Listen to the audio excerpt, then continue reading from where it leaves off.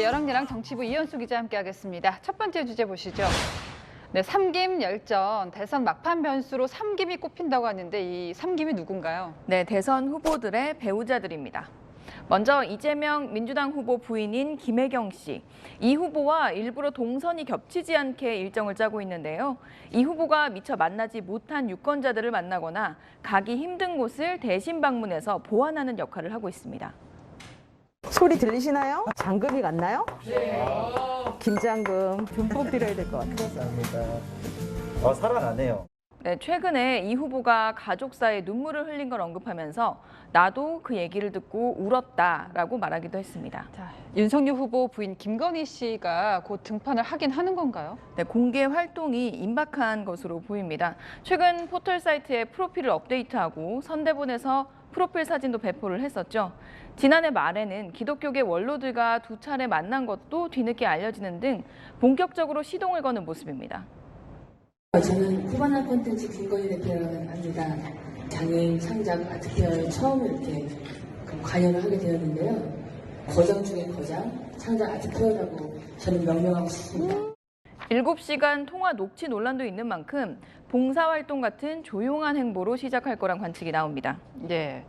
자, 안철수 후보는요, 특히 가족 리스크가 없다, 이거 강조를 하고 있는데 지금 김미경 씨 같은 경우는 어떻게 볼 수 있을까요? 네, 김미경 씨는 안 후보와 닮은 꼴 행보를 하고 있습니다. 의사인 점을 활용해서 선별진료소에서 코로나19 검체 채취 봉사활동을 했고요. 안 후보가 공을 들이고 있는 호남을 자주 찾고 있습니다.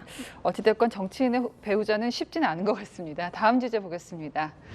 네, 단일화 마지노선, 윤석열 안철수 후보 단일화 마지노선이 언제일까요? 이준석 국민의힘 대표에 따르면 설 연휴 전이 단일화 마지노선이었고 이미 지났다는 겁니다.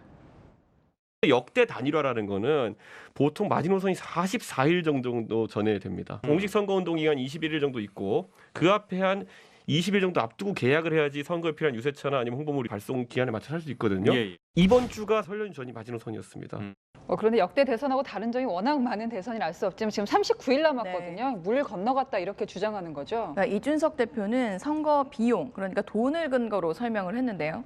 대선에서 15% 이상 얻어야 선거 비용을 전액 보전받기 때문에 지금쯤은 완주에 대한 판단을 해야 한다는 겁니다.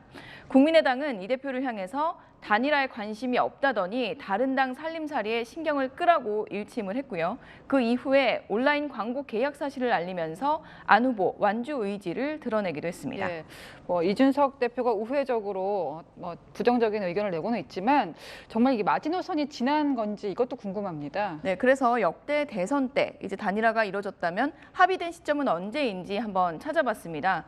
15대 대선 때는 대선을 46일 앞두고 김대중, 김종필 후보가 단일화에 공식 서명을 하고요.